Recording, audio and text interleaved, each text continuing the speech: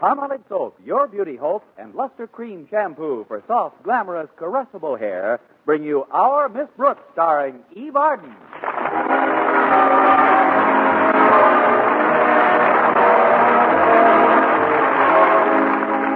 Most teachers take a pretty active interest in their school's various athletic teams. But our Miss Brooks, who teaches English at Madison High School, could never get too enthusiastic about the baseball team. That is, until Mr. Boynton, Madison's bashful biologist, took over the coaching job. Then I watched every game with avid interest. I even studied up on baseball terms, until by the third game on Madison's schedule, I could accurately describe every play in every chukker. And I even knew the names of the pitchers warming up in the bullpen. Last Thursday morning, I really looked forward to picking up some first-hand knowledge of the game. Walter Denton, the manager of the team, and Stretch Snodgrass, its star player, were to pick me up and drive me to school. I had asked my landlady, Mrs. Davis, to wake me promptly at 7:30. Oh, Connie. Get up, Connie. You want me to pinch hit? What's the matter? Oh, it's you, Mrs. Davis. I do hope you're safe, Connie. Oh, safe? Safe where? From the looks of your bed sheets, you just slid into home plate. Now get up here. Walter and Stretch should be here soon. Oh, that's right. The Rover boys are picking me up today, aren't they? They're a grand couple of kids, Connie, and they're always together. I've never seen two people so inseparable. Just like Mr. Boynton and myself, except that we're separable. I'd like to wear something sporty today. Let's see now, what do I have that looks real baseballish? How about your gray dress with the wide-spreading sleeves? No, not today. Although it does make me look a little like a bat. How about your seersucker house dress? No, too formal. Oh, I know. A light green gabardine suit with a smart cardigan jacket. Perfect. I'll get it for you right away, Connie. Well, thanks a lot, Mrs. Davis. Where is it? In Sherry's department store. It'll cost you $110. There you go, teasing me again. Oh, by the way, the boys weren't together last night. I wonder why. I ran into Stretch at the movies. He was sitting with a girl. That's why. Who was the girl? Harriet Conklin. Harriet Conklin? But she's Walter's girl. Oh, then maybe that's why Stretch cornered me in the lobby and asked me not to breathe a word of it to a living soul.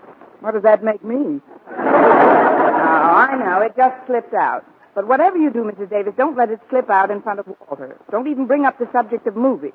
Oh, I won't, Connie. I know how awful it is when somebody comes between two people who belong together. Me too, Mrs. Davis. I've learned that little lesson the hard way through my association with Mr. Boynton. But who comes between you and Mr. Boynton? Mr. Boynton.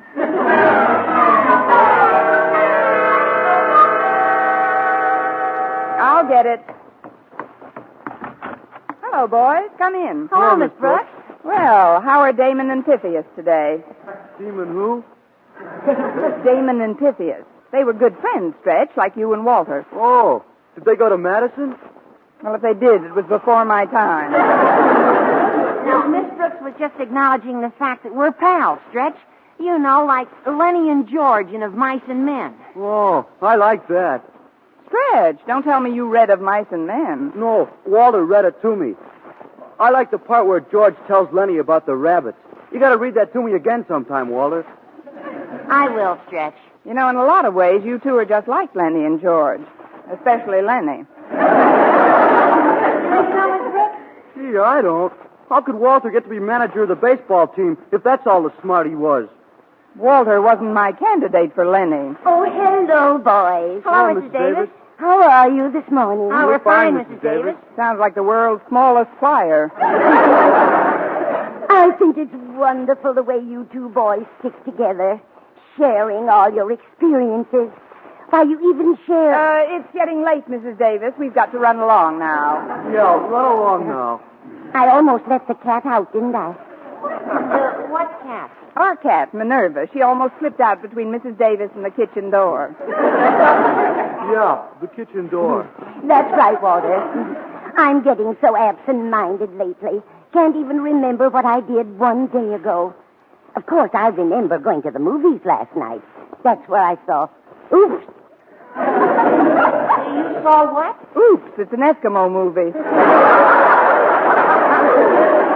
Starring Ingrid Eek. Come on, boys, we'll be late for school.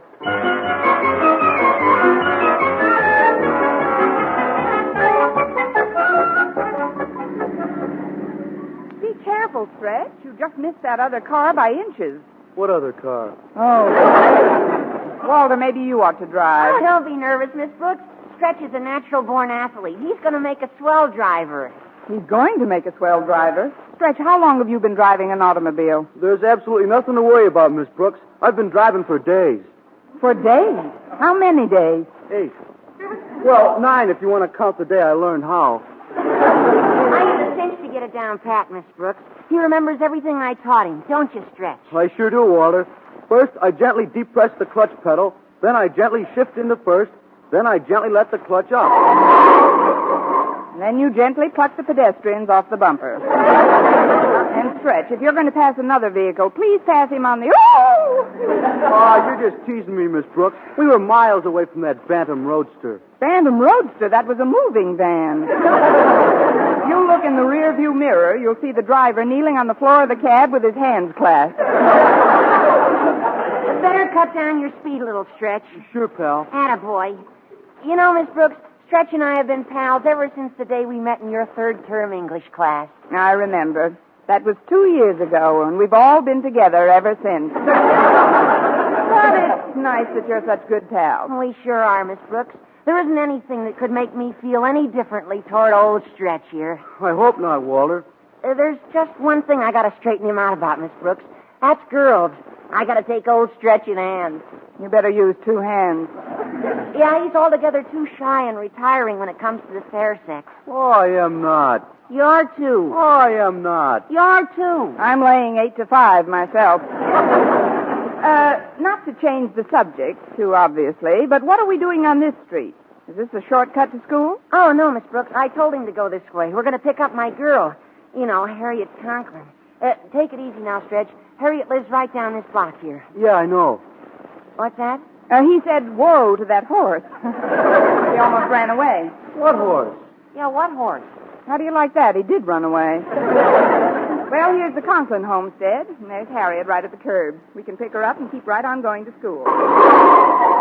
Please, Stretch. I didn't mean for you to pick her up on the fender. Hello, Miss Brooks. Hi, Walter. Good morning, Harriet. Welcome aboard. I'll hold the door for you, Harriet. Get in back with me. Thanks, Walter.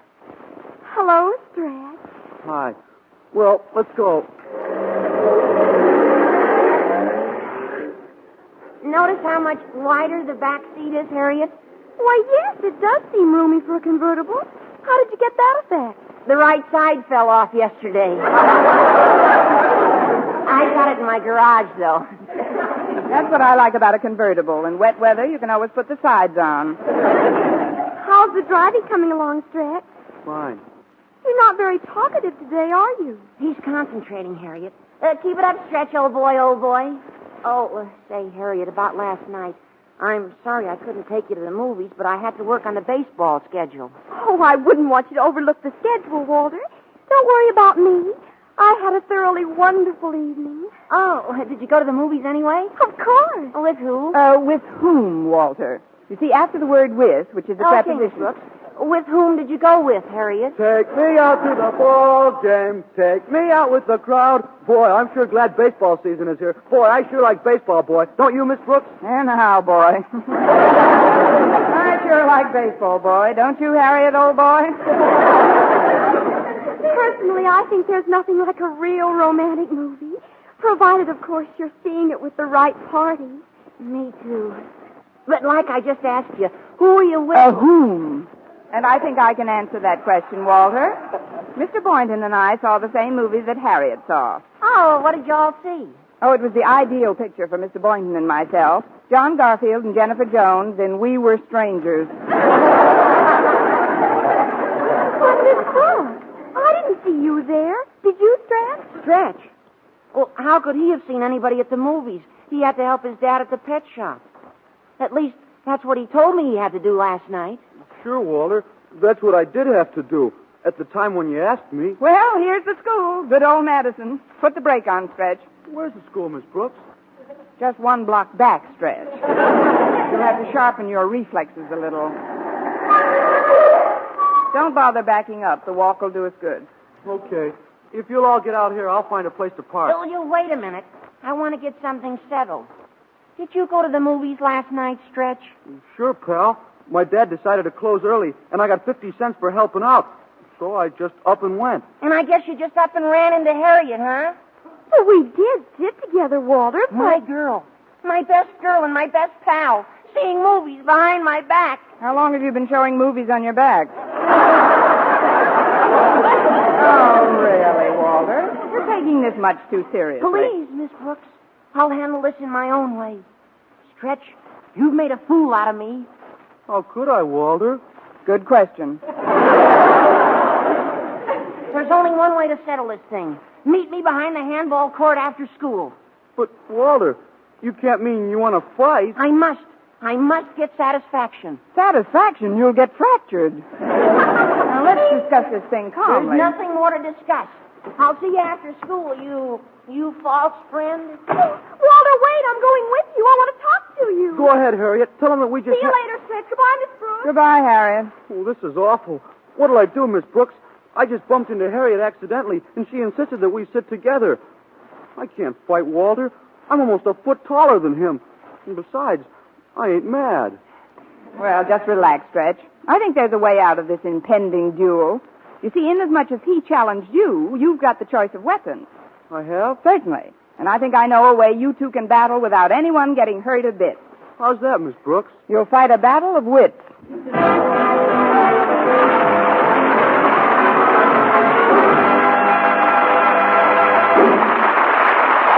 Brooks, starring Eve Arden, will continue in just a moment. But first, here is Vern Smith. Here's wonderful news, ladies. Wonderful, wonderful news. Now there's something thrillingly new in Palmolive Soap's famous beauty lather. Yes, something thrillingly new. Palmolive's famous beauty lather now brings you new fragrance, new charm, new allure. Millions of women will prefer Beauty Lather Palmolive over all other leading toilet soaps the minute they try it. For Palmolive Soap's famous Beauty Lather now has a new, clean, flower-fresh fragrance for new allure, new charm. So, ladies, forget all other beauty care and use Palmolive Soap the way doctors advised for a lovelier complexion. Just stop improper cleansing and instead wash your face with Palmolive Soap 3 times a day, massaging Palmolive's wonderful beauty lather onto your skin for 60 seconds each time to get its full beautifying effect. And then rinse. That's all. All types of skin, young, older, oily, respond to it quickly. Don't wait another day to try Palmolive's beauty lather. You'll be thrilled by its new fragrance, new charm, new allure. Thrilled again by the fresher, brighter complexion doctors prove may soon be yours. For new loveliness all over, use big bath-size Palmolive in tub or shower.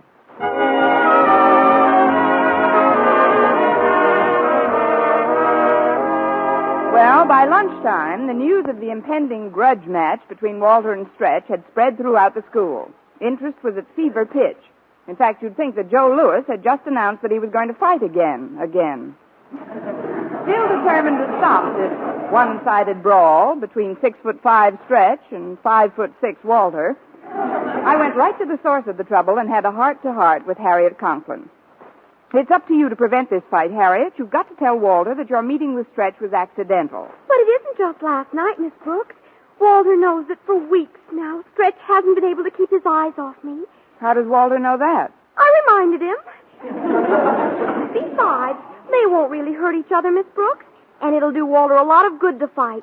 Win or lose, it'll make a bigger man out of him. I agree, Harriet, but only until the swelling goes down. Darling Miss Brooks, think of the romance of it. 2 knights of old jousting for their lady fair. I'll bet you'd like it if Mr. Boynton was fighting for your favor. Mr. Boynton? Well, yes. Can't you just picture Mr. Boynton in a suit of armor?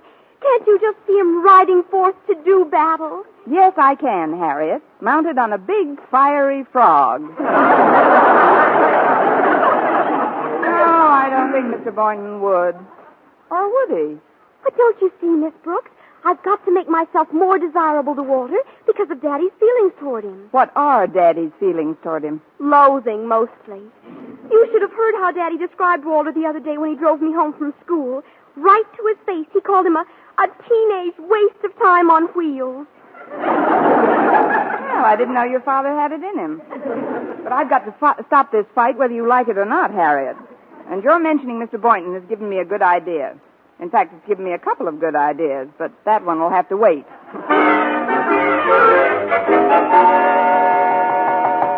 Come in. Well, it's Miss Brooks. Hello, Mr. Boynton. I missed you in the cafeteria today. Oh, I didn't go to the cafeteria today, Miss Brooks. Oh, I guess that's why I missed you in the cafeteria today. I brought some sandwiches with me from home so I could have lunch with McDougal here. You remember Mac, my pet frog? Of course. Hi, Mac. He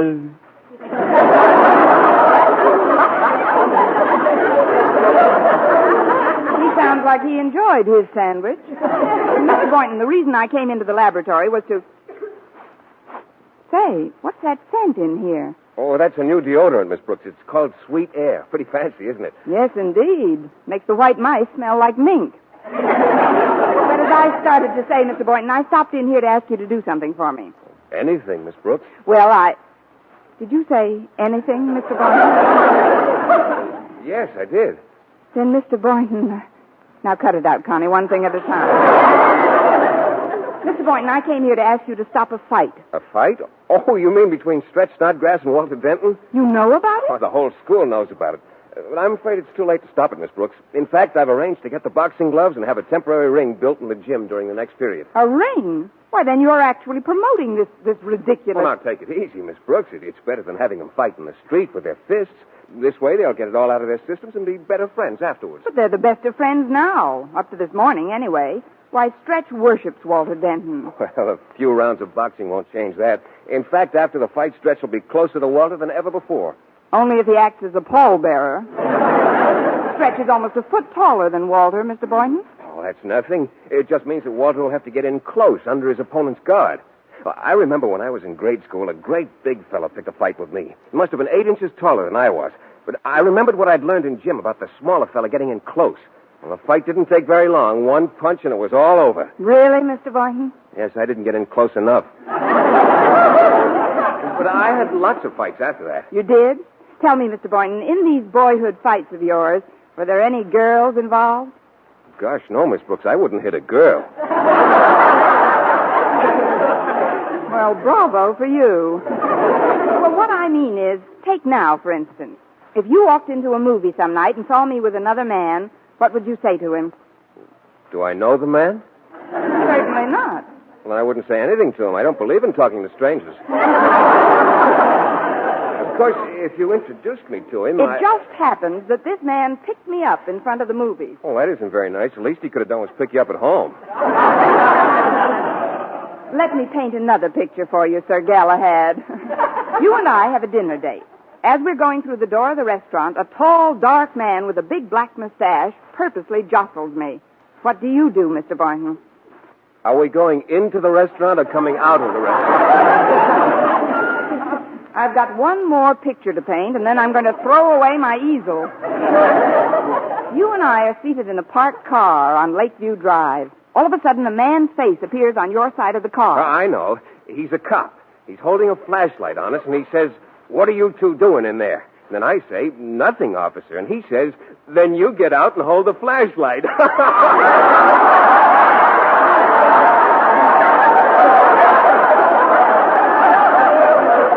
a hot one, isn't it? Well?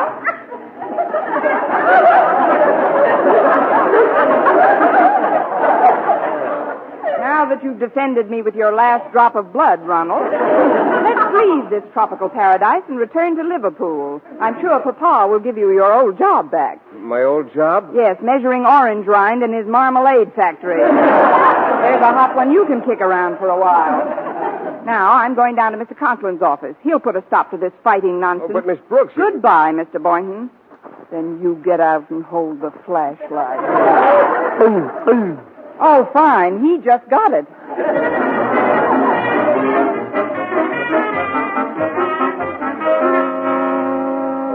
Mr. Conklin, how do you feel about prize fighting? Well, I'm a little out of condition, but you mean in general? I mean here at Madison. I think you should know that there's a so-called grudge match going to be fought this afternoon between two of our students. A grudge match? Where? In the gym. They're even building a temporary ring for it. I forbid it. Personal combat is no longer the civilized way to settle personal differences. Oh, good for you, Mr. Conklin. I was hoping you'd react that way, especially since the fight is over your own daughter, Harriet. Harriet? What has she got to do with this? Well, you see, Harriet was at a movie last night with Stretch Snodgrass. Stretch Snodgrass? Madison star athlete? Is he sweet on Harriet? Only from a distance, Mr. Conklin. But she's been going around with Walter Denton steadily, and when he found out... Walter Denton? Why, he's nothing but a teenage waste of time on wheels.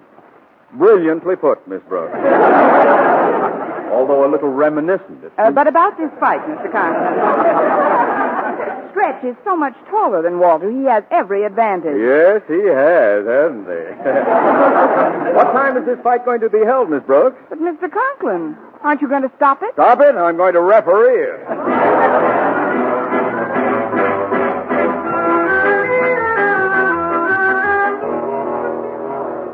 Attention, please. Quiet, please. Miss Brooks, if you'll just ring the bell for me, please. Yes, Mr. Conklin. Now, as you all know, this is a grudge fight between two members of our undergraduate body. On my left, wearing purple trunks and weighing 128, I give you Madison's outstanding athlete, a four-letter man of whom any school should justly be proud. Stretch Snodgrass. And on my right, wearing black trunks and a catcher's mask, I give... Take that mask off, Denton. I give you Walter Denton. I will referee the bout while counting for the knockdowns. We will have our Miss Brooks. Now, inasmuch as many of you couldn't get close enough to this temporary ring to see the contest, Miss Brooks will also officiate at the PA system to bring you a blow-by-blow account of the proceedings. Are you all ready, Miss Brooks? 1, 2, 3. Woof, woof. Testing. Woof. Then if you boys will join me in the center of the ring, I'll give you your final instructions. As the fighters go to the center of the ring, just a word of reminder. Boys, if, like Walter Denton, you're about to get your head knocked off, why not put an Adam's hat on it first? And now let's listen to the referee's instructions. Mark the Queensbury rule. I am here for one reason and one reason only, to see that fair play is strictly observed. You will at all times be honestly and impartially judged. Now then, Stretch.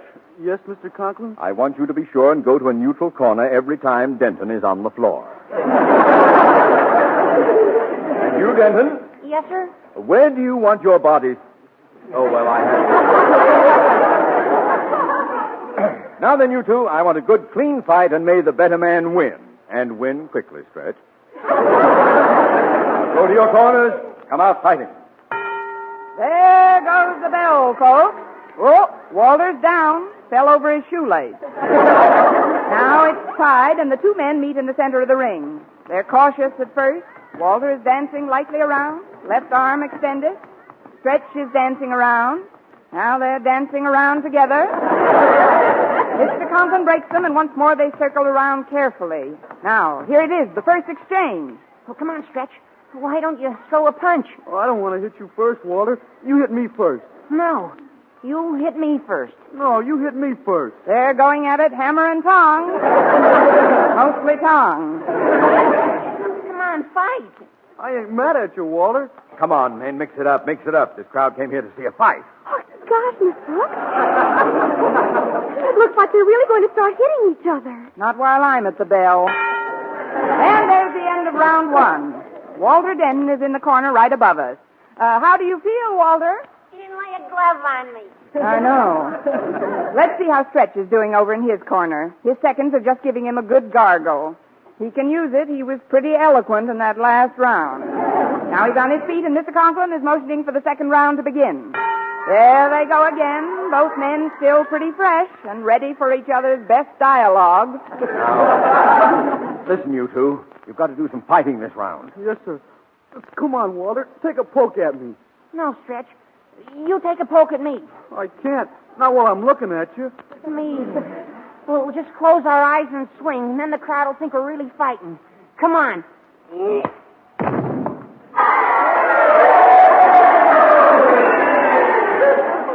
Oh, gosh, Miss Brooks, I didn't mean to do it. He'll be all right in a minute, Walter. And you mustn't feel badly about it. This is the way the crowd wanted it to end. You heard them cheering, didn't you? But I don't care about the crowd, Miss Brooks. I just care about my pal, Stretch. He's perfectly all right. Stretch.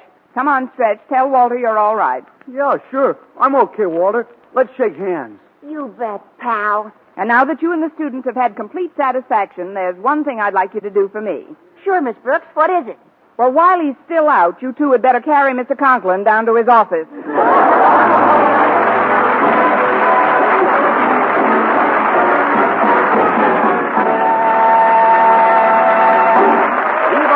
Our Miss Brooks returns in just a moment, but first...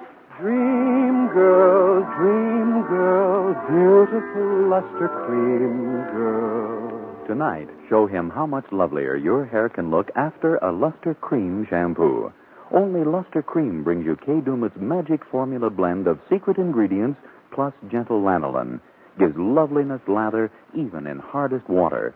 Glamorizes your hair as you wash it. Luster Cream. Not a soap, not a liquid, but a dainty cream shampoo. Leaves hair fragrantly clean, free of loose dandruff, glistening with sheen.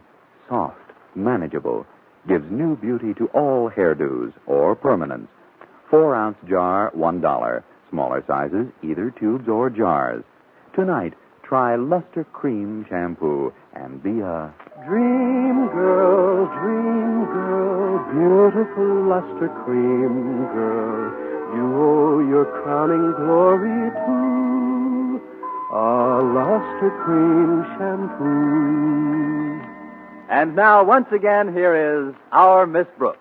Well, we took Mr. Conklin back to his office, and it didn't take long for him to come to. Where am I? What happened? It was an accident, Mr. Conklin. Denton, you struck me. But he didn't mean it, Mr. Conklin. Didn't mean it. I saw him winding up. But it was an accident, Mr. Conklin. All Walter did was close his eyes like this, then pull his arm back like this, and then swing like this. Well,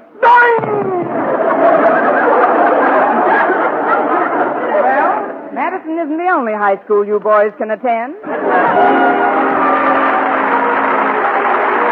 Next week, tune into another Our Miss Brooks show brought to you by Palmolive Soap, Your Beauty Hope, and Luster Cream Shampoo for soft, glamorous, caressable hair. Our Miss Brooks, starring Eve Arden, is produced by Larry Burns, written and directed by Al Lewis, with music by Wilbur Hatch.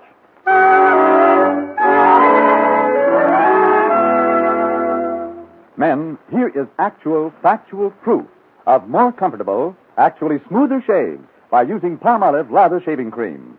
1,251 men tried the Palmolive Lather way to shave described on the tube. And no matter how they had shaved before, 3 out of 4 got more comfortable, actually smoother shaves.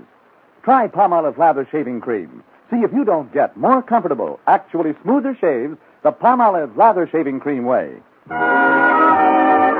mystery liberally sprinkled with laughs, listen to Mr. and Mrs. North, the exciting, fun-packed adventures of an amateur detective and his beautiful wife. Tune in Tuesday evenings over most of these same stations. And be with us again next week at this same time for another comedy episode of Our Miss Brooks. Bob Lamont speaking. Stay tuned now for Life with Luigi, which follows over most of these stations. This is CBS, the Columbia Broadcasting System.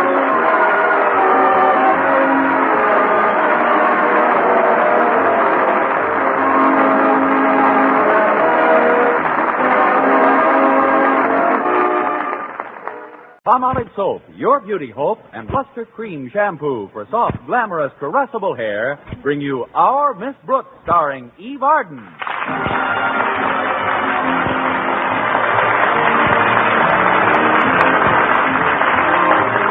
To most people, a warm May day suggests a drive in the country or a leisurely picnic.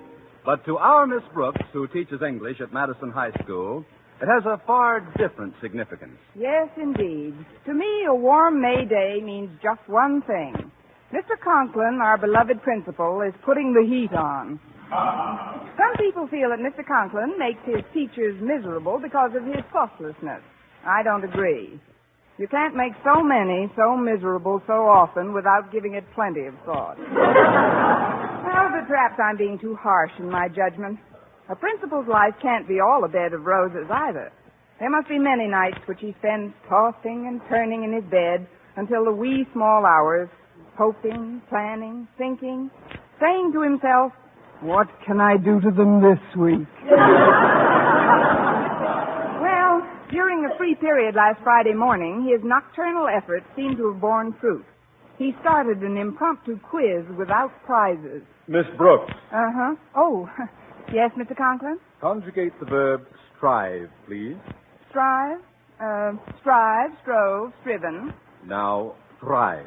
Thrive, throve, thriven. Oh, no.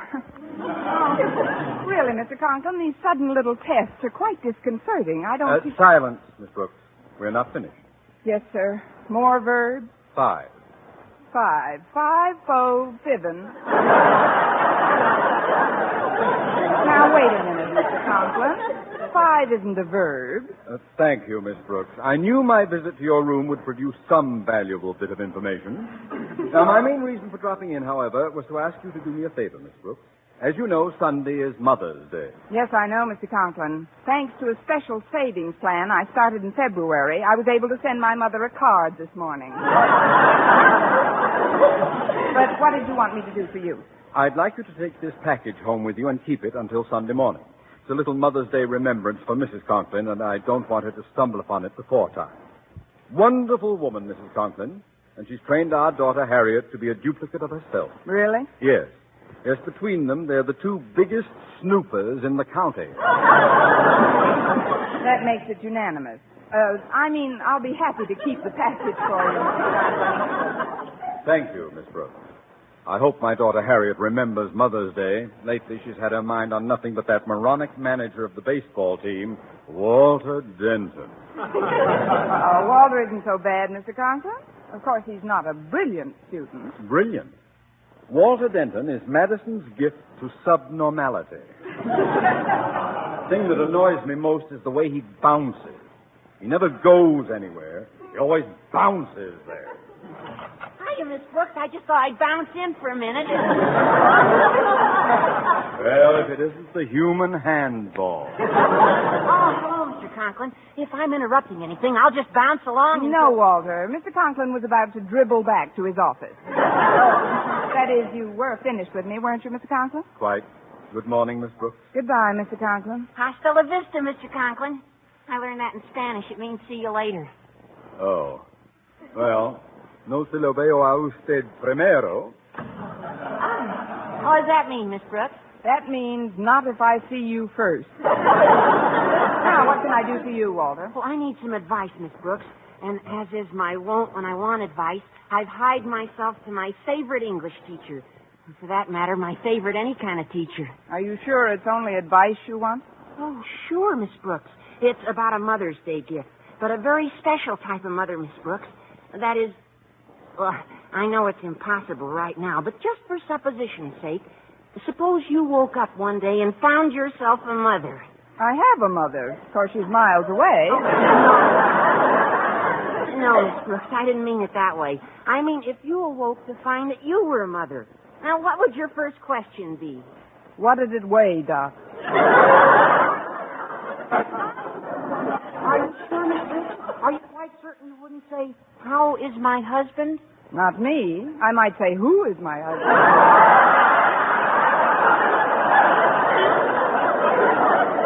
I'm serious, Miss Brooks. My dad told me that was my mother's first concern after she knew that I was all right. You know, she thinks of us constantly and never of herself. But me, what do I do in return? I don't get out of bed when she wakes me. I leave my clothes all over the house. Sunday's Mother's Day, Miss Brooks, and I've got to make it up to her. Well, that's pretty short notice, Walter, but I have a suggestion for you. You have? Yes. Sunday morning, wait till your mother starts to make breakfast.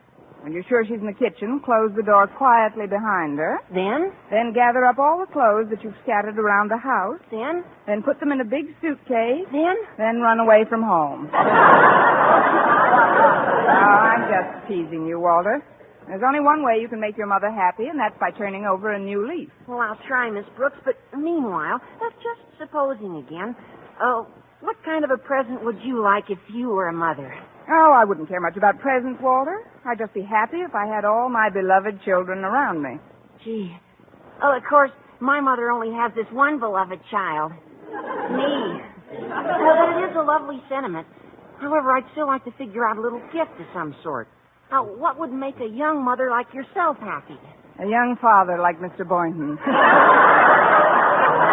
Which reminds me, Walter, it's time for me to get down to his laboratory and pick him up for lunch. Oh, did he invite you for lunch today? Of course he did. About 10 minutes from now.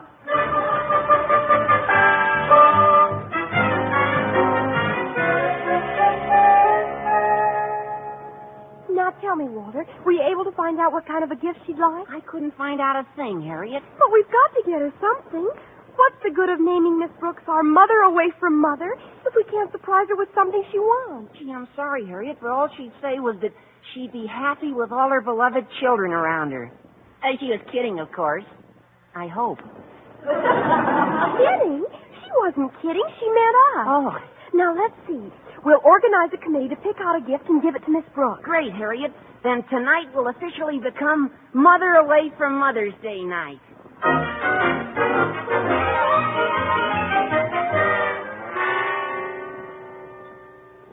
Well, now that we're finished with lunch, Miss Brooks, I've got a surprise for you. Surprise? What is it, Mr. Boynton? Guess. You're picking up both checks. No. I'm picking up both checks. No. Then I give up. Miss Brooks, I want you to meet my folks. Why, Mr. Boynton, you've only known me for 5 years. This is so sudden. I just found out they were coming to town myself. You see, they usually spend Mother's Day with my married brother, but Mom decided that this year it's my turn. To do what? Oh, your turn to spend Mother's Day. That's right. You'll love my mother, Miss Brooks. She used to be a school teacher, too, you know. As a matter of fact, she worked herself up until she was a principal. You got to get pretty worked up to be a principal. Oh, I'm sure we'll get along splendidly. And you'll be crazy about my dad. Oh, what a sense of humor he's got. He's the one who told me the joke about the quizmaster who called out, "I've got a lady, doctor," but before he could ask her any questions, she stuck a thermometer in his mouth and took his pulse. Isn't that a scream?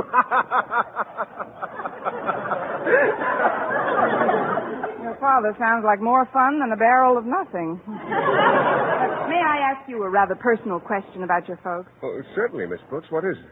How long did they go around together before they were married? 9 years. I see.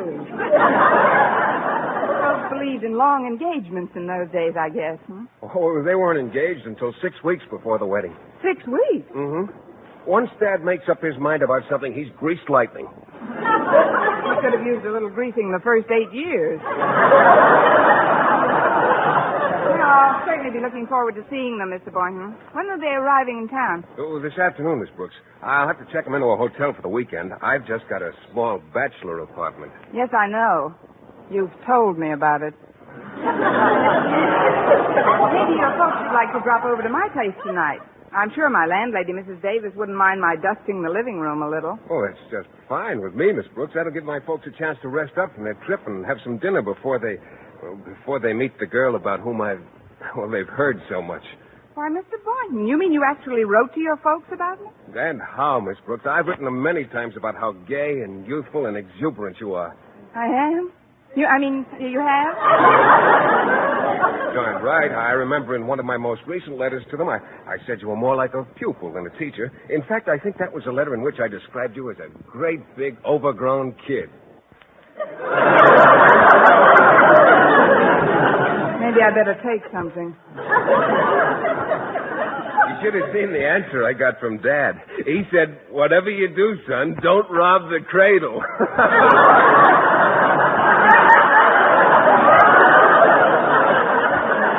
Yeah, leave it to Dad. Oh, he was jesting, of course. He loves youngsters. Mr. Boynton, you've given me an idea. Well, what kind of an idea, Miss Brooks? If your father turns me down when I ask him for your hand, maybe he'll adopt me.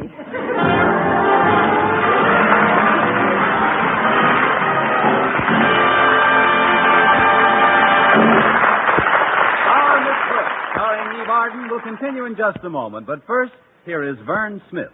Here's wonderful news, ladies. Wonderful, wonderful news. Now there's something thrillingly new in Palmolive Soap's famous beauty lather. Yes, something thrillingly new.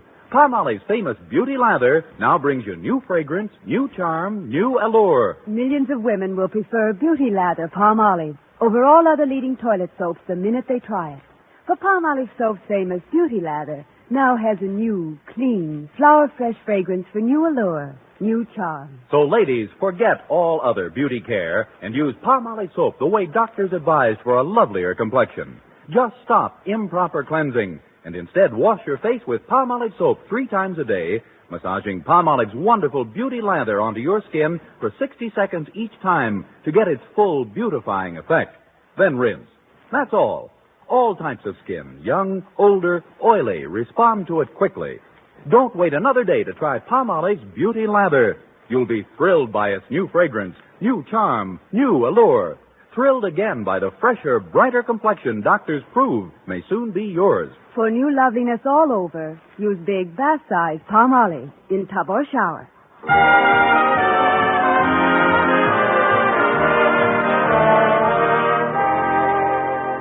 Well, I hurried home right after school and put Mr. Conklin's gift to his wife on my dresser. Then I started to make myself and the house as presentable as possible before Mr. Boynton's parents came over that evening. First of all, I shampooed my hair and set it in pin curls. Then I put on an old, oversized house dress, which I'd borrowed from Mrs. Davis. This intriguing combination achieved the happy effect of making me look like a pat rack drowning in a Quonset hut. Then I went into the living room to get things in order. When I got there, Mrs. Davis had just finished vacuuming. Oh, Connie, will you pull the plug out for me? My back's been bothering me lately. Oh, certainly, Mrs. Davis. There. Hey, this vacuum cleaner's pretty old, isn't it? Yes, indeed. But it's held up remarkably well. I bought it in 1932. 1932? Yes. This Hoover came in when the other one went out. Well, just so the place looks nice and neat for tonight. You know, I've never met Mr. Boynton's parents before. I know you haven't, Connie. And first impressions are so important. Mm-hmm. That's why I sent our sofa and all the chairs out to be recovered. What? Every chair in the house is at the upholsterer's, Connie. But don't worry. Stretch Snodgrass took them down for me, and he promised to bring them back by 6 o'clock. Stretch Snodgrass? Look, Mrs. Davis, Stretch may be a fine athlete, but when it comes to mentality, he's strictly a third strike. Why, he's liable to forget where he took the chairs. Oh, I don't think so, Connie. You know how absent-minded I am, and even I couldn't forget the name of this upholsterer. Why not? Because he has a very odd name. What is it? What is what? The name. Whose name? The upholsterer. Upholsterer? Yes. Look, Mrs. Davis, the sofa and all our chairs are being recovered today. Well, they can certainly use it. Where did you send them, Connie? Fellow with a very odd name. I never can remember it. I'm sure it'll come back to you later. Now, if you'll excuse me, I've got to get out in back and look for our cat. Minerva? Is she missing again? Mm-hmm. She had a date this morning. A date? Yes, I heard her making it last night. But she should be back by now. She knows how I worry about her. Well, you let me know if she comes in the front way, Connie, and I'll take a look back here. All right, Mrs. Davis. That's funny. Minerva never bothered to ring before. How do you do, my dear? How do you do? I'm Philip's mother. Philip? Yes, Philip Boynton. I'm Mrs. Boynton. But that's impossible. You won't be here till tonight. Oh, well, I mean, come in, Mrs. Boynton. You don't have to tell me who you are, my dear. Philip has written so much about you. He has? Yes, he says Miss Brooks wouldn't know what to do without you, Mrs. Davis. Mrs. Davis? Mrs. Davis? Yes, Connie. That's Mrs. Davis, Mrs. Boynton. I'm Miss Brooks, such as I am. We've got company, Mrs. Davis. Oh, she came in the front way, did she? Yeah, she's right here in the living room. Well, you tell her she's a wicked cat and put her under the piano. Yes, Mrs. Davis. You're a wicked cat and get under the... Oh, no. Oh, you'll have to forgive me, Mrs. Boynton. I didn't expect you until after dinner. Oh, well, that's perfectly all right, Miss Brooks. As a matter of fact, I owe you an apology for not recognizing you. but it was rather dim in here. Not dim enough. But where's Mr. Boynton? Or should I say, where are Mr. Boynton? Or Mrs. Boynton? Where's everybody? Well, they had a little trouble parking the car, and I wanted to meet you myself first anyway. Philip's written so much about you. You must see an awful lot of each other. Well, we do teach at the same school. I understand you were a teacher at one time, Mrs. Boynton. Yes, indeed, for many years. Oh, it's remarkable. You still look so well-fed. Youthful. May we come in? Oh, it's the boys. Hello, Philip, my dear. Hello, Mom. Well, I see you two have met. Yes, indeed. We're old friends by now. Well, here she is, Dad. It slipped me 5, my dear. 5 what? Oh, fingers. How do you do, Mr. Boynton? Well, I do pretty well for an old codger. Old codger? Codger that time, didn't I? I told you, what a sense of humor. He's hot stuff, all right. Phil's written us all about you, my dear. I hear you're just like a mother to Miss Brooks, Mrs. Davis. This house dress has got to go. This isn't Mrs. Davis, Harvey. It isn't? Oh, of course not, Dad. This is Miss Brooks. Why are we all standing out here in the hall? Yes, let's all go in and stand in the living room. Follow me, please. Well, here we are. Now then, Mrs. Boynton, if you'll just come over to this lamp, that's a very comfortable place to stand. Mr. Boynton, you stand over there by the piano. I don't understand, Miss Brooks. Where are all the chairs? They're out being recovered. I didn't expect you for hours yet, Mr. Boynton. This is a terrible thing to do to anybody. Oh, I'm sorry, Miss Brooks, but it couldn't be helped. You see, there was a convention in town, and I couldn't get the folks' accommodations anywhere. You know how big my room is, and, well, I wondered if you and Mrs. Davis could put the folks up for the weekend. Why, Philip, I'm surprised at you. You know better than to whisper in front of others. No, I'm sorry, Mother. I was just explaining our predicament to Miss Brooks. She was saying how delighted she'd be to have you stay for a couple of days. Well, now, that's what I call whopping hospitality. It's a whopper, all right. I wish you'd give me a hand with the garbage, Connie. I just can't... Oh, I beg your pardon. This is Mr. and Mrs. Boynton, and this, contrary to popular opinion, is Mrs. Davis. How do you do? Hello, Mrs. Davis. Good afternoon, Mrs. D. Nice little place you've got here. I just invited the folks to spend the weekend with us, Mrs. Davis. If you don't mind my doubling up with you, I figured they could have my room. Oh, that's perfectly all right. Oh, dear, the upholsterer. You folks must be tired after your trip. Why don't you go to bed? Bed? It's only 4:30 in the afternoon. Oh, Mrs. Davis was only kidding, Mrs. Boynton. She's got quite a sense of humor, too. Just remember one thing, Mrs. Davis. You can't kid a kidder, kiddo.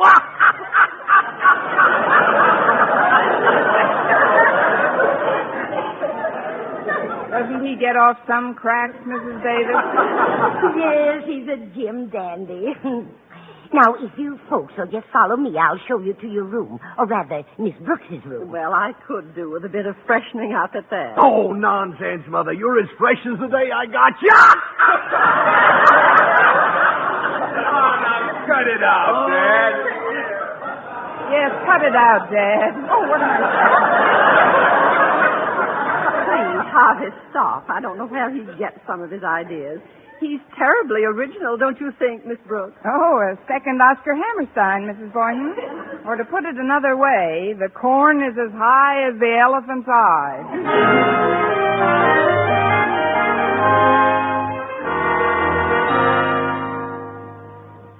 Well, Miss Brooks certainly has a comfortable room, Harvey. Yes, indeed. That shower and a little catnap's just what the doctor ordered. Tell me, Harvey, what do you think of Miss Brooks? Well, it's hard to tell in that outfit she had on, but once she combs her hair and climbs out of that gunny sack, I'll bet she's a looker. Yes, but what is she looking for? Oh, now, Mother, you think that every girl who meets him immediately sets her cap for Philip. Hey, what's this package on the dresser here?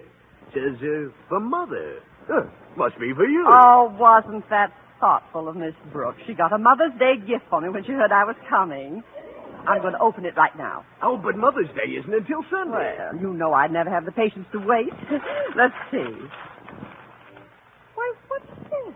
A black sheer negligee. Well, happy Mother's Day. Well, this can't be for me. Hey, look, this card fell out when you opened the package. It says for baby from her goodie. Well, so it belongs to Miss Brooks. Harvey, you don't think that Philip would... Ooh, certainly not. He wouldn't have nerve enough to ask for that in the store. Well, I'm going to find out just where this came from. Oh, Miss Brooks. Yes, Mrs. Boynton? Would you come here a moment, please? Certainly, Mrs. Boynton. What can I do for you? Well, I opened a package by mistake and found this inside of it. A black sheer negligee. There was a card with it that said, for baby from Goody. Goody? Oh, that must be short for Osgood. Why, of course, that was Mr. Conklin's gift. Mr. Conklin, the principal of Madison High? Yes, isn't he a devil? He asked me to keep it for him so his wife wouldn't discover it before Mother's Day. Oh, it's for his wife. Oh, yes, who did you think it was for? Don't answer that. I can tell from the position of your eyebrows. My eyebrows? Yes, Mrs. Boynton. You'd better drop them a notch. You're pushing back your hairnet.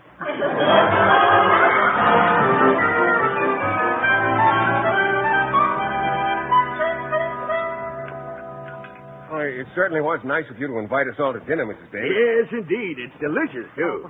Thank you, both of you. But Miss Brooks is the one who deserves the credit.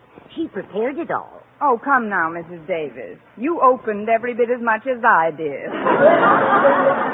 Beef stew, isn't it? There's beef represented in it, yes. Eat it slowly, Philip. Yes, Mother. They say your stomach has no teeth, but maybe it's just as well. If it got too hungry, it could chew off your suspender buttons.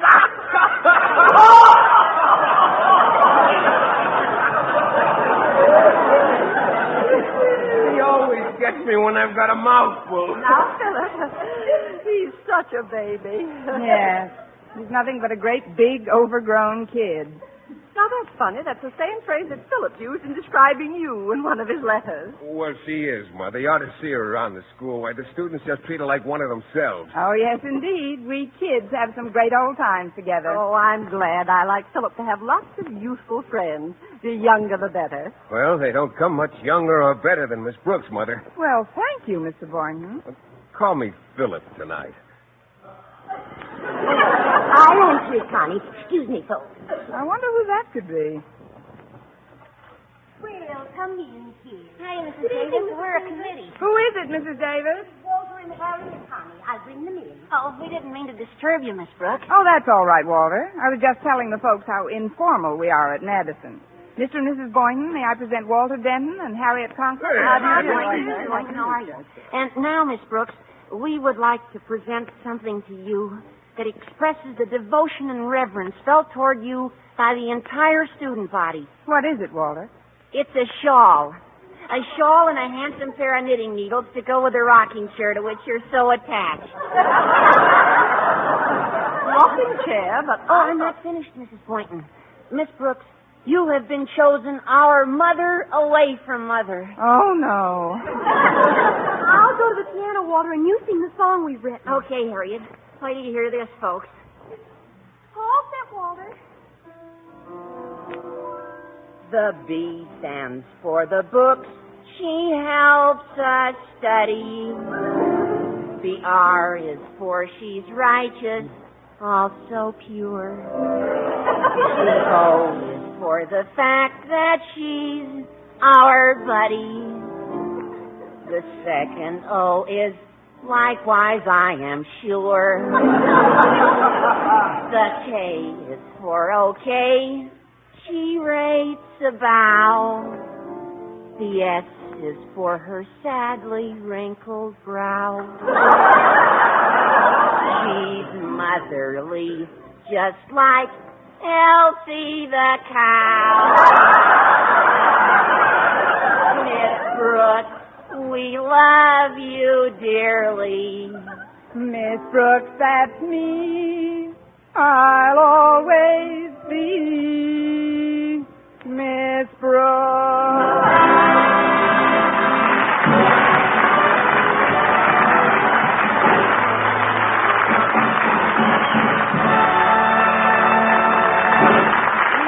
As our Miss Brooks returns in just a moment, but first, dream girl, beautiful luster cream girl. Tonight, show him how much lovelier your hair can look after a Luster Cream shampoo. Only Luster Cream brings you Kay Dumit's magic formula blend of secret ingredients plus gentle lanolin. Gives loveliness lather even in hardest water. Glamorizes your hair as you wash it. Luster Cream. Not a soap, not a liquid, but a dainty cream shampoo. Leaves hair fragrantly clean, free of loose dandruff, glistening with sheen, soft, manageable. Gives new beauty to all hairdos or permanents. 4-ounce jar, $1. Smaller sizes, either tubes or jars. Tonight, try Luster Cream Shampoo and be a Dream girl, beautiful luster cream girl. You owe your crowning glory to a luster cream shampoo. And now, once again, here is our Miss Brooks. Well, several days later, Friday night came to an end. As I escorted Mr. Boynton to the front door, he was in a strangely mellow mood. You know, Miss Brooks, I'm a man of many dreams, but more often than not, I find I'm shooting too high. Shooting too high, Mr. Boynton? Well, yes. In trying to find the right girl, for instance, it seems that subconsciously I'm always looking for a girl who's just like my mother. Attractive, yet sweet and unselfish. Well, don't give up the search, Mr. Boynton. Someday you're liable to find such a girl right under your nose. And I think that's a very nice location. What I mean is, when you gave up your room for Mother, I suddenly realized that you're not only attractive, but also sweet and unselfish. So, Miss Brooks, instead of just shaking hands like we usually do... Yes, Mr. Boynton? I'd like to say goodnight to you the way I do to my mother. With a kiss. A kiss, Mr. Boynton? Yes, on the forehead. There you go, shooting too high again. Next week, tune into another Our Miss Brooks show brought to you by Palmolive Soap, Your Beauty Hope, and Luster Cream Shampoo for soft, glamorous, caressable hair. Our Miss Brooks, starring Eve Arden, is produced by Larry Burns, written and directed by Al Lewis, with music by Wilbur Hatch. Mr. Boynton is played by Jeff Chandler, Mr. Conklin by Gail Gordon. Others in tonight's cast were Jane Morgan, Dick Crenna, Gloria McMillan, Frank Nelson, and Myra Marsh.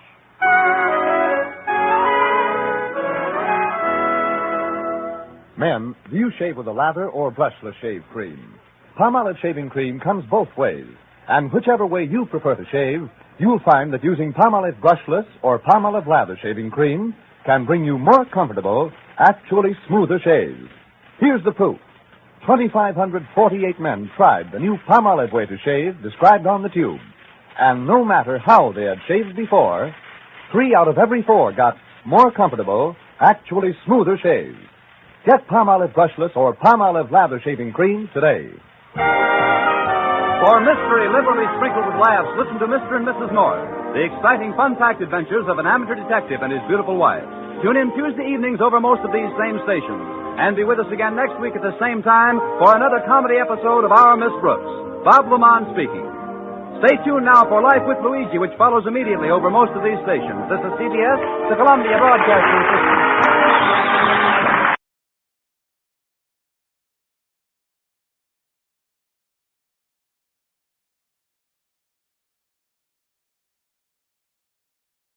Palmolive Soap, Your Beauty Hope, and Luster Cream Shampoo for soft, glamorous, caressable hair bring you Our Miss Brooks, starring Eve Arden.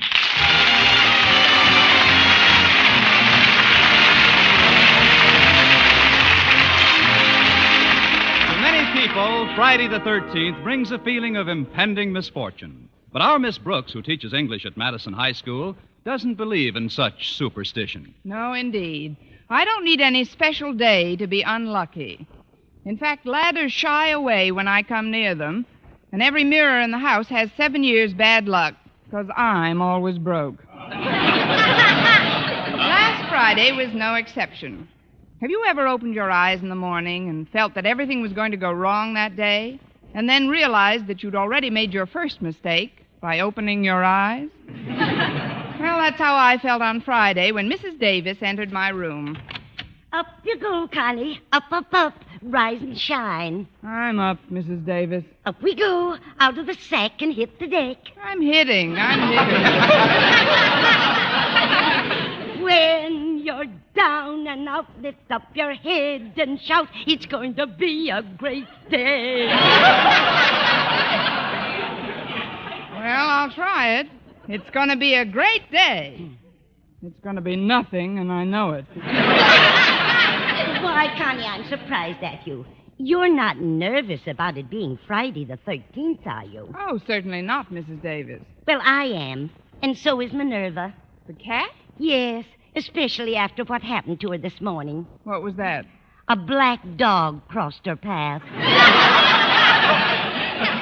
Now, cheer up, Connie. You'll feel better when you've got a nice breakfast under your belt. Breakfast. Yes, that should help.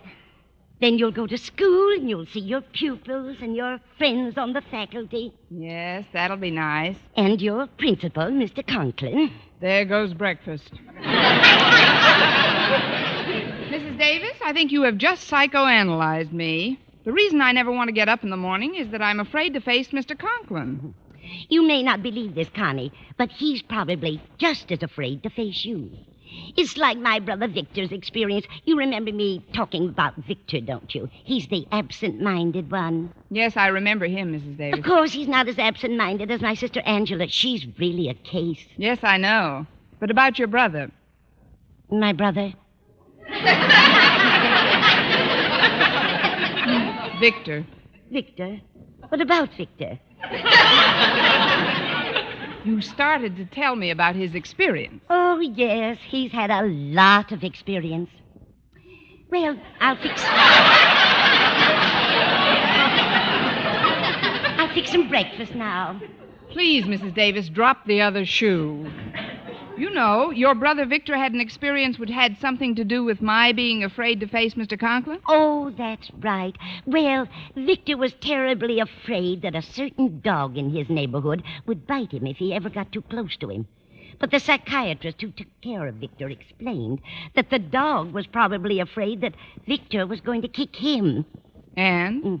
After a couple of months with a psychiatrist, my brother went right into that dog's yard, and they stayed there together for over an hour. Really? What did they do? They just stood around biting and kicking each other.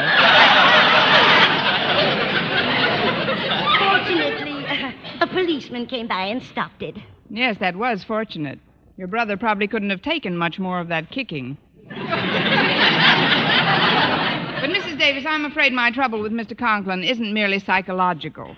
Whenever we get together, little accidents keep occurring. Accidents? Yes. Ink spills on his shoes, flower pots fall on him. And yesterday, while he was bawling me out for transferring a tiny little flower pot from my windowsill to his head, he broke his glasses. Well, maybe you better just stay out of his way for a while, dear.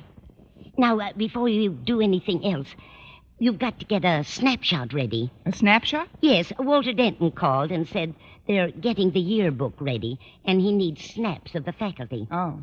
Now, I've brought in your album, and we'll pick out a nice picture together. Fine. Now, let's see. Where's a nice one of you, Connie? You want to sit on the edge of the bed? Oh, yes. I'll just sit on the edge of the bed, if I may. Oh, now let's see. Where is a nice one of you, Connie? Oh, Connie, how did you get down there on the floor? I just came down with the mattress. Mrs. Davis, this is the second time this bed has collapsed, and you've got to do something about it. I will, Connie. I'll see that you get lighter pillow slips. Now, you better get up and get dressed, and we can look over the album at breakfast. All right, Mrs. Davis. Watch those springs, Connie. They still have plenty of life in them. Connie, where are you now? You were right about those springs, Mrs. Davis. I'm in the shower.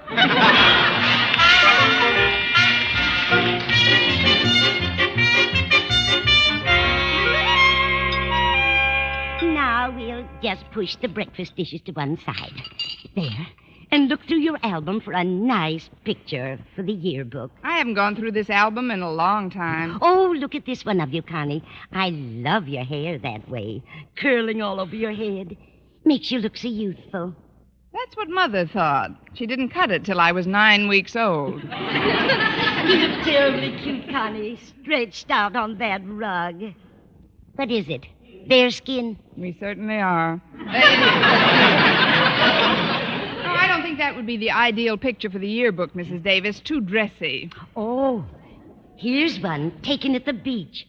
My, what a stunning bathing suit. That's my French model bathing suit. It was taken at Lakeview Beach last summer. And those sandals are exquisite. Such a pretty design. That's all handwork in the front, isn't it? Sort of. Those are Blue Jay corn plasters. Now I'd better get ready. Walter Denton and Stretch Snodgrass should be picking me up any minute. Oh, they're such nice boys. But you know, Connie, I can't help but feel sorry for Stretch. He's a wonderful athlete, I know, but honestly, for a 16-year-old boy, he has the mind of an 8-year-old simpleton. Oh, that isn't fair, Mrs. Davis. Stretch has every bit as much mentality as a 16-year-old simpleton. Well, somewhere along the line, that boy's mental development has been arrested. Arrested? It's been sentenced and shot. Now, if you'll put away that album... Oh, just a minute, Connie.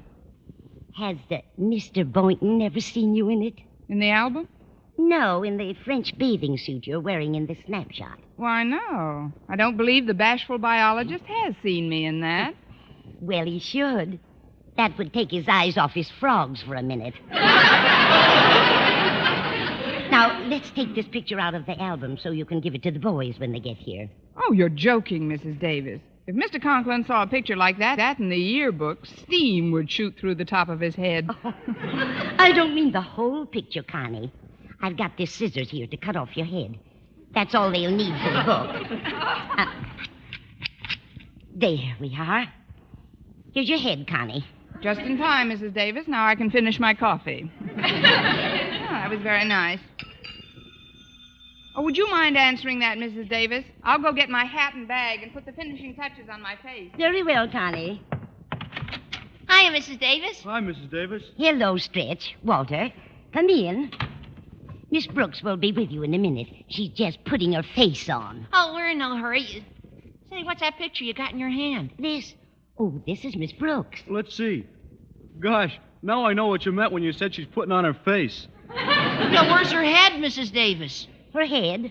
Oh, she's probably got that in her purse. Oh. Her purse? How can she get along with no head? Coming from you, Stretch, a question like that could be very embarrassing. Apparently, this picture's been torn, Mrs. Davis. Naturally. You said you just needed a snapshot of Miss Brooks' head for the yearbook, Walter, so we snipped that part off for you. Oh, I get it. But, Mrs. Davis, could we have this lower part of the snapshot, too? Well, I don't see why not, Walter. When you get through with the yearbook, you can paste both parts together again. Gosh, if I may say so, Miss Brooks' figure sure looks beautiful in a bathing suit. Especially in that one, Walter. That's a French bathing suit. Yeah. How do you like it, Stretch? Well, I don't know. I don't understand French so good.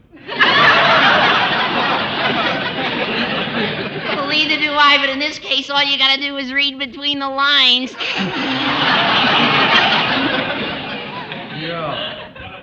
Yeah. Want me to carry the snapshot for you, Walter? Oh, no, thanks, Stretch. It's not heavy. Well, I see I have two chauffeurs today. Hello, boys. Hi, Miss Brooks. Oh, Stretch picked me up today on account of I had a little trouble with my clutch. What kind of trouble, Walter? I lost it. You lost your clutch? Oh, yes, ma'am, but I'll find it all right. It can't be much more than a block away from where the emergency brake fell off.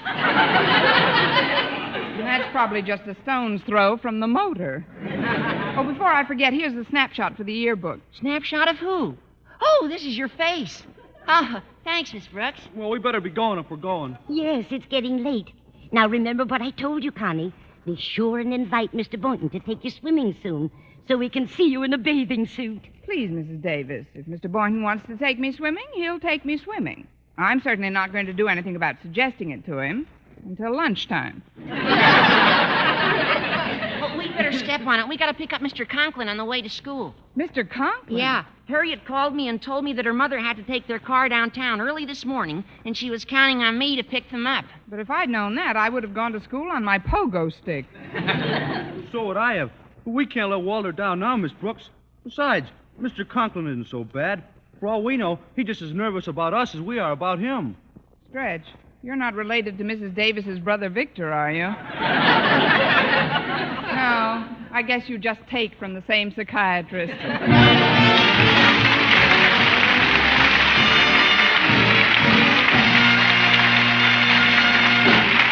Our Miss Brooks, starring Eve Arden, will continue in just a moment. But first, here is Vern Smith. Here's wonderful news, ladies. Wonderful, wonderful news. Now there's something thrillingly new in Palmolive Soap's famous Beauty Lather. Yes, something thrillingly new. Palmolive's famous Beauty Lather now brings you new fragrance, new charm, new allure. Millions of women will prefer Beauty Lather Palmolive over all other leading toilet soaps the minute they try it.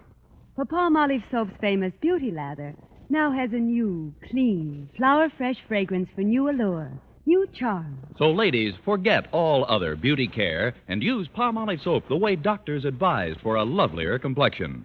Just stop improper cleansing and instead wash your face with Palmolive Soap 3 times a day, massaging Palmolive's wonderful Beauty Lather onto your skin for 60 seconds each time to get its full beautifying effect. Then rinse. That's all. All types of skin, young, older, oily, respond to it quickly. Don't wait another day to try Palmolive's Beauty Lather. You'll be thrilled by its new fragrance, new charm, new allure. Thrilled again by the fresher, brighter complexion doctors prove may soon be yours. For new loveliness all over, use big, bath-size Palmolive in tub or shower.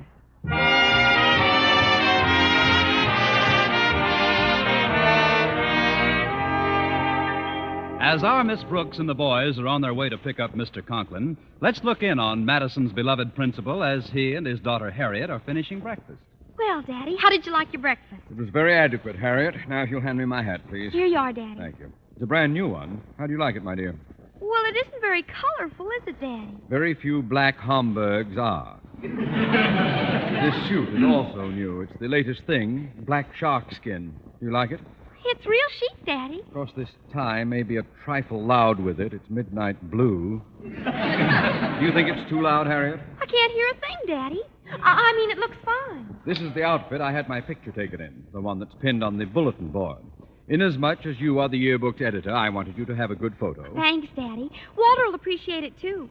Denton? What has he got to do with this? Well, he's associate editor of the yearbook, and he's giving us a lift today. He doesn't give me a lift. In fact, if I may borrow an expression from the undergraduate body, he brings me down. What you see in that booby is beyond me. He isn't a booby. Walter's the manager of the baseball team and editor of the Madison Monitor, and, well, he's just an all-around... He's just an all-around... Daddy! All right. I won't say mine if you don't say yours. I think it's very nice of Walter and Stretch to pick us up. After all, they had to get up earlier in the morning to stop for us after picking up Miss Brooks. Miss Brooks? Will she be along? Of course. Walter always takes her to school. What have you got against Miss Brooks? Nothing at all, Harriet. At least nothing that some new shoes, new glasses, and a head free of a flower pot won't straighten out. I don't know what it is about that woman, but when she's in the vicinity, disaster rings in my bones. And today is Friday the 13th. Oh, please, Daddy, you're exaggerating. Miss Brooks is probably just as nervous about facing you as you are about facing her. I doubt it. I wish we could get to school some other way. If only it wasn't so late. Oh, well, they lifted the Berlin blockade. Maybe there's hope for me.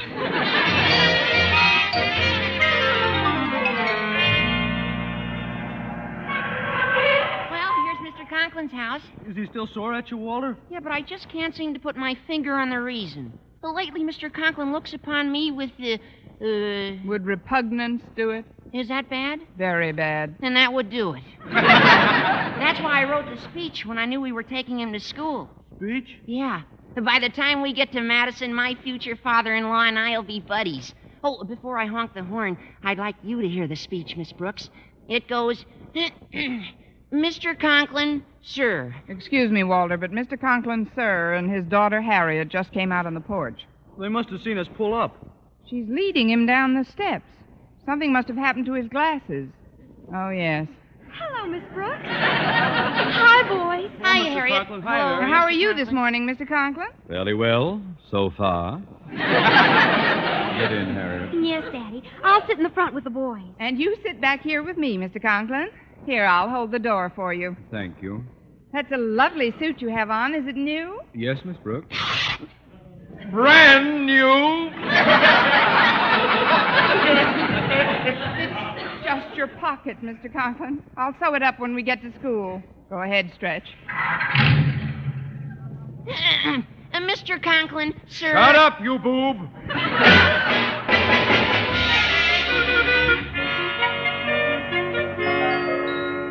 Well, I fixed Mr. Conklin's suit and unruffled his feathers when we got to school. And by lunchtime, I was beginning to lose some of my feeling of foreboding, especially since Mr. Boynton had invited me to the cafeteria for lunch.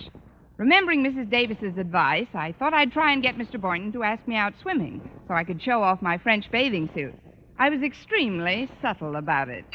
Did you enjoy your lunch, Mr. Boynton? Oh, very much, Miss Brooks. Me too. Let's go for a swim.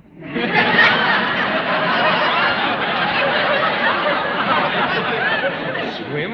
Isn't it a little early for that sort of thing? Well, we could wait till after school. It'll be later then. I mean, early in the year. It's still quite brisk out. Oh, once you get in, the water's warm. Especially at Lakeview Beach. That's only an hour's drive from here. Oh, I'm afraid I don't care much for beaches, Miss Brooks. They're bad for my sinus trouble.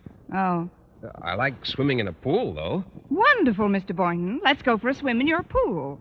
I'm afraid that's impossible, Miss Brooks. My pool's at the YMCA. I guess it would alter their routine a bit if I were to walk in there. Oh, I know what we might do. Work on your lawn for a while. But I don't have any lawn, Miss Brooks. I live in a bachelor apartment. All I've got's a window box. Perfect. That's just what we'll do. What's just what we'll do? We'll put on bathing suits and water your window box. Why do we have to put on bathing suits to water a window box? All right. You wear what you want, and I'll wear what I want. No, I'm afraid I won't be free this afternoon, Miss Brooks. You see, I've been searching high and low for another frog like my pet McDougal. He's a Leptodactylus pentodactylus, you know. That's obvious. I can't seem to find one anywhere. None of the laboratory supply houses handle them, and well, I've got to get one for an experiment. If I bump into one, I'll give you a buzz. Now, if you'll excuse me, Mr. Boynton, I'm going over to the dessert counter. It's getting pretty crowded in here. Oh, is there something I can get for you, Miss Brooks? No, I rather enjoy the exercise. I can still get a good post position right on the rail. See you in a few minutes. Stop! Oh, I'm terribly sorry, sir. It was all my fault. Yes, it was, Miss Brooks. Mr. Conklin, I didn't recognize you. You've got new glasses on. I wish you had them on. Sit down, Mr. Conklin. I'll replace everything you had on your tray. Now, what can I get you? Well, suppose we start off with some nice split pea soup. Split pea soup, yes, sir. About how much? About as much as I now have in my vest pockets.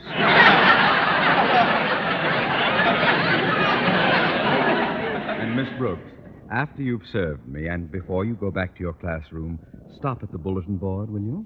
The bulletin board? Yes. There's a picture of me on it, and I'd like you to see just how this suit looked before I met you.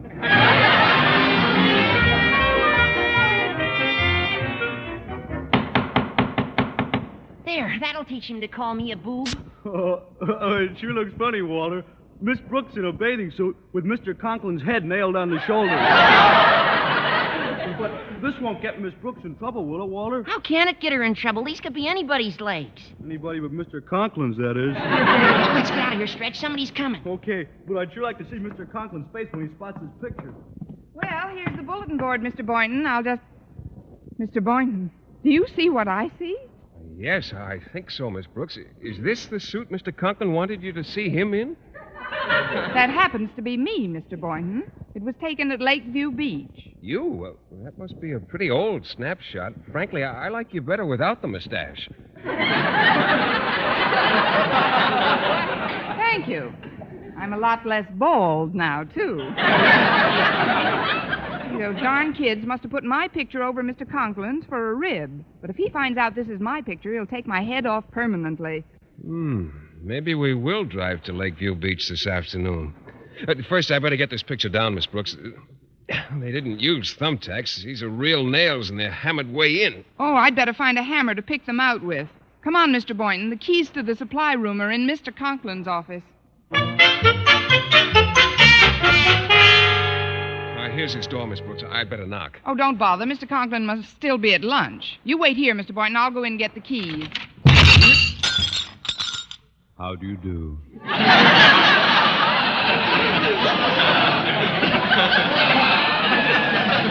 I was just coming in, Mr. Conklin. I was just going out, Miss Brooks. I thought you were still in the cafeteria. I wish I were.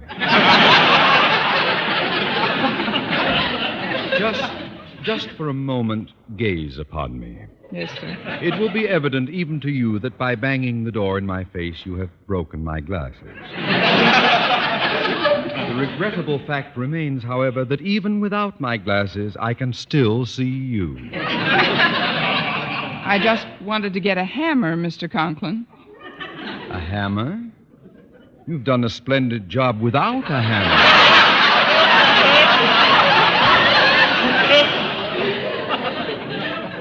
Miss Brooks, call me a foolish dreamer if you will, but somehow I had hoped that today's pocket-ripping and soup-spilling incidents would appease your voracious appetite for mayhem. But no, for the second time in a few days, you have shattered my glasses. Please, Mr. Conklin, I can't stand this war of nerves. If you hold me responsible for those accidents, why are you so restrained? You've got high blood pressure. Use it. I mean, give me a good, loud dressing down and get it out of your system. Miss Brooks, such crude behavior would be unbecoming to the principal of a high school. To lose control in the presence of others is to betray ill breeding. Now then, would you be good enough to excuse me for a moment while I walk over to the closet? Of course, Mr. Conklin. Thank you, my dear.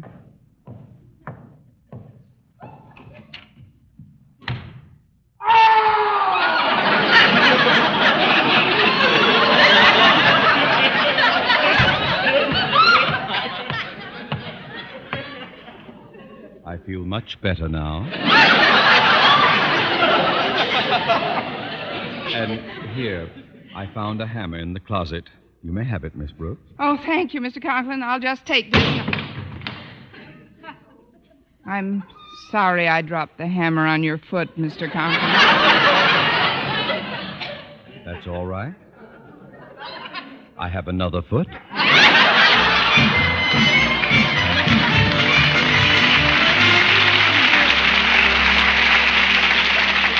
Oh, Miss Brooks, could I see you for a minute? Why, Stretch, school's been out for 10 seconds. Why are you loitering in the hall? Oh, I've been looking for you, Miss Brooks. I even asked Mr. Conklin if he knew where you were. But a funny thing, the minute I mentioned your name, he ran into the closet. Yes, I know. Why did he do that, Miss Brooks? Quiet, Stretch. That's why. Now, what did you want to see me about, Stretch? Well, Harriet Conklin wanted a full-figure picture of you for the yearbook, so I pasted your head to the lower part of the picture we took off the bulletin board. I've never had a full-figure picture in the yearbook. I guess Friday the 13th isn't so unlucky after all, unless you happen to be Mr. Conklin. Oh, there you are, Miss Brooks. Isn't it terrible? Isn't what terrible, Walter? Harriet Conklin just got the proofs back for the yearbook. Look at the snapshot section. Look here where it says, "This is our Miss Brooks." Oh, let's see. Oh, no. Stretch, you pasted the wrong parts together. This is a picture of my face attached to a blubbery body wearing a black sharkskin suit. Gee, maybe there is something to Friday the 13th. Oh, it's an awful break, Miss Brooks. Every teacher and student at Madison will see this. You'll be the laughing stock of the whole school. Gosh, I wouldn't blame you if you bursted out crying. Not me, boys. To lose control in the presence of others is to betray ill breeding. Will you excuse me a minute? And now, Miss Brooks? I just want to borrow your closet, Mr. Conklin.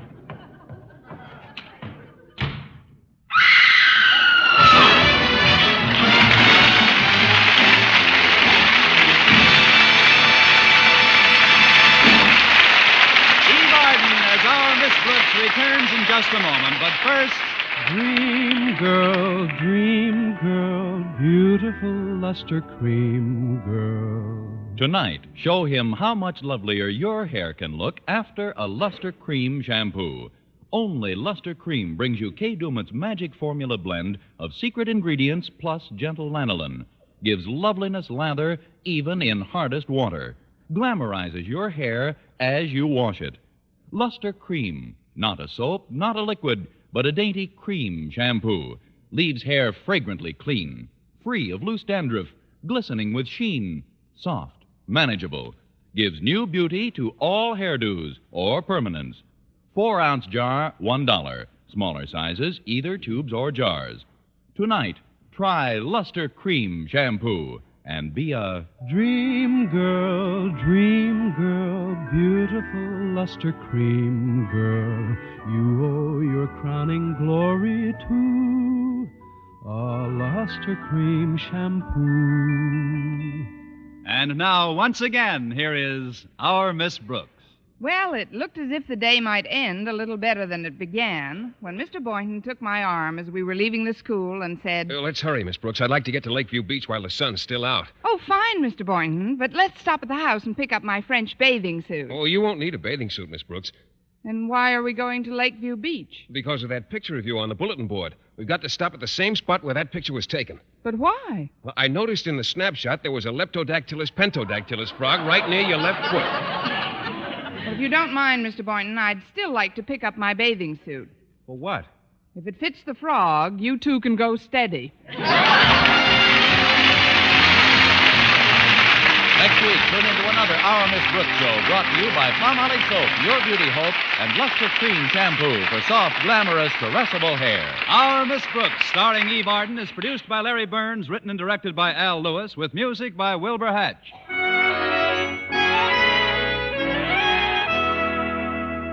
Here's good shaving news.